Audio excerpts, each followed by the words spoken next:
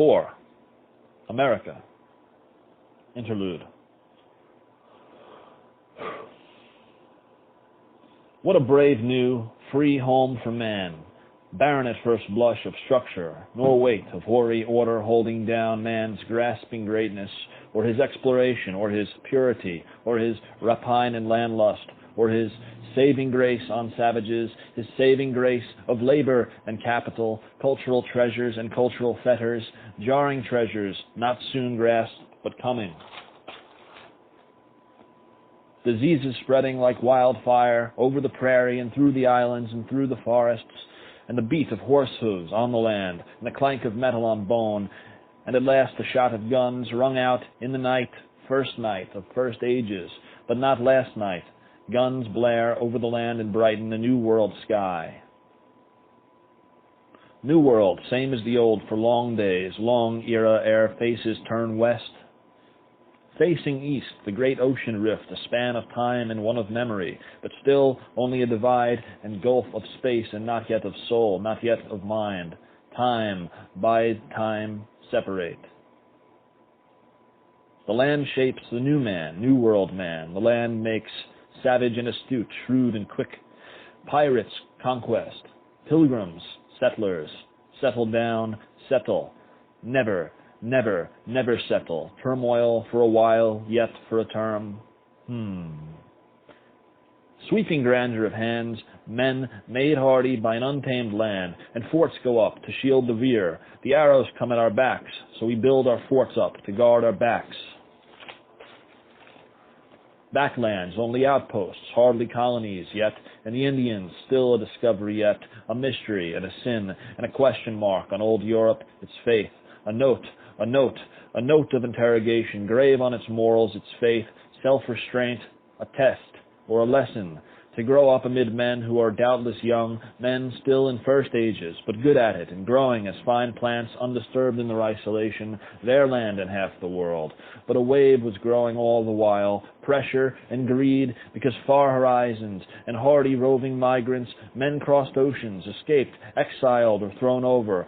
The land was tough, many dropped out, those left needed space, and the rich land grew a crop of men. Pressure, always west, still facing east a while yet, still looking homeward, not yet independent, not yet bound west. Western Europe's colonial backyard, settlement yard, dumping ground to defend and extract and dump in, produce for, ship to, forget about and grow apart. Send an army, soldiers to manage settlers, but settlers soon at home in the far-off land, and soldiers far from home, far from land they know, but good, proud soldiers defending the embryonic New World monstrosity in all its potent portent and unguessed future. New home elites growing up, and ambitious ones, and ones who see a rich harvest to cut with the scythe of liberty, and many men ready to be unburdened of old links, a severance coming, and a sound of horses beating the land, coming to unpeople the great northern land mass with the modern technic, the industrial malignance growing rapid in old world, and spreading to new, and the cries for the heads of ancient monarchs, and the rising finance, and the wobbly swagger of New World whiskey, rebellion and freedom, and gunpowder, and a liberal spattering of pamphlets and leaflets, printed explosives, and the brave new land for new light, time for wriggling out of the old structures. And a little luck, and a little pluck, and some diplomacy, and some know-how, and some love of land, and some knowledge of the land, and some patriotism, and some organizing power, and some native-born sons of energy and industry, and many guns, and many lynchings of loyalists, and many strategic wins. And England, old England, we love you still, but we need to talk. It's not working out. Oh, England, you do your thing, we do ours. Long live the King, England, busy empire. Let's get them back later. Other things press now. Let's pick them off later. Pick up where we left off. Silly boys need us. Will fall to pieces soon without us. Seed of greatness planted. A land of chances. Land of space. Future growth. But in its time, due for a reckoning. Monsters rising. As big as that land and sky can grow. and so much mud and mire, and swamp and knowledge, and so much mingling, commingling, and so much flight, and so much evil, and so much power, and so much structureless incredulity, a virgin land peopled with virgin minds, unschooled and unprotected, and so easily divided, and so short of memory, what a windfall, and what momentous, energetic fodder for many cannons. And what humble, laborious, industrious gold lust to serve the hands of many dragons, grave and massive. Drunk and passionate and savage and hungry, always hungry for land, yield, gold rush, and western skies and skylines, open horizons and plains and parched desert freedom and wandering and founding nations in the land, states and staking down old Europe's economic and lines of rushing communication, lines of great investment, capital accumulating, speculation, great east, the river round the golden trading cities in the shadow of Boston, and the trading houses, Manhattan, newspapers, the great barons, the rising structures, the great ones, fortunes, and old Yankee ideas, and new European ideas, and homegrown transcendental musings of a natural health and naivete easily elbowed over. Make some space, so much space.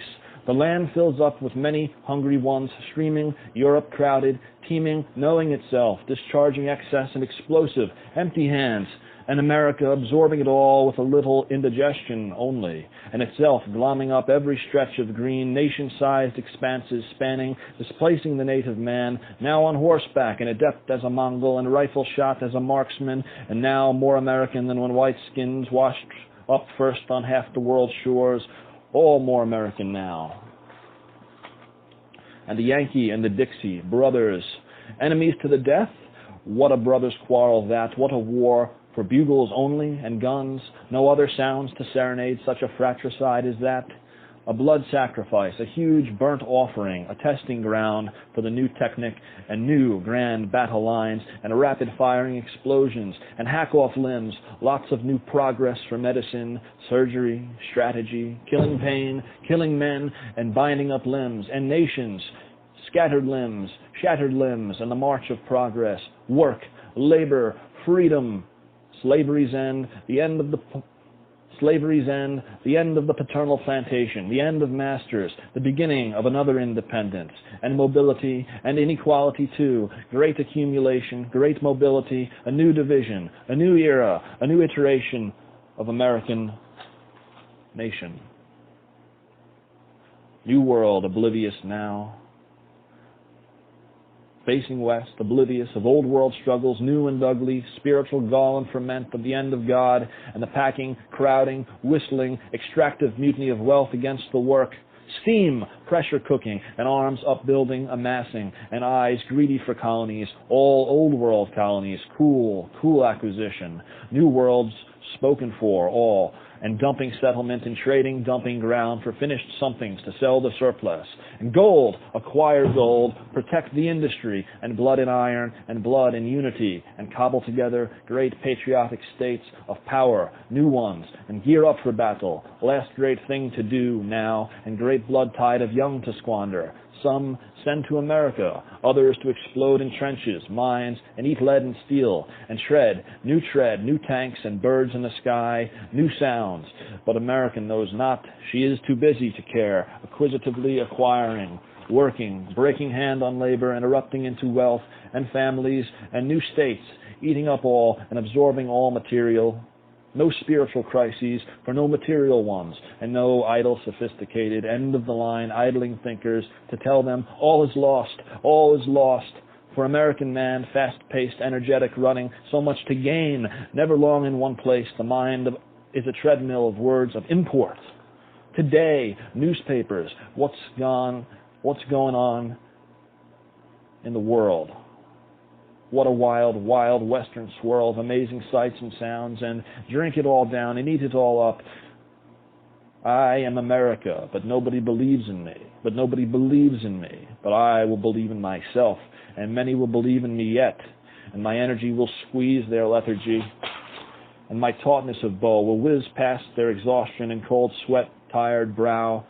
Oh, Europe, O Europe, do you not see the rising beast in the west, in your dynastic squabbles and existential, pestilential, intellectual hobbling, wobbling legs? Do you not see the sons of frontier, future shoeless boys running miles of distance and ready, so ready to spring on your old brittle-legged lap and pull out your old gold teeth and have a laugh and have a draft at your expense and give a slap on your ladies' backsides and build an empire out of sheer youthful vigor and hand it back to you? So far from Roman that it makes British world-straddling imperialism seem positively Caesarian, but more like a giggling toddler pulling down and lifting up powers because it likes to toy with blocks and smash up sandcastles. But how quickly the vigor dies, how quickly the child sickens, turns old prematurely with a European disease. Oh, the irony, the fucking irony. Here it was that old world, energetic boys and their girls brought old world diseases and cleared a continent with them, plus some guns, and then, in its turn, the new world, flooded with Europe's scum, found itself also unimmune, defenseless against that plague of ideas. And not only ideas, and quite unlike the careful Roman plucking of the Greek to fashion deliberate, draped stoicism, the American swallowed Europe whole and turned black, blue, ill, confused, sad child, sad, sick, aged, retreating, advancing, coming, going, young or old, Babylon fading, or New Jerusalem, or a land of snakes devouring mice, and many, many, many, many, many, many eyes of great dragon turn the land to war upon itself. Divide et impera, rule for what? Brother's hand raised against brother and brothers and sisters raised against the native sons, and the natives extirpated, and capital consuming itself, looting its future, and a dismal affair, and a too young dying, and a too soon spent bloom, and a stinking summer swoon, and what next? What?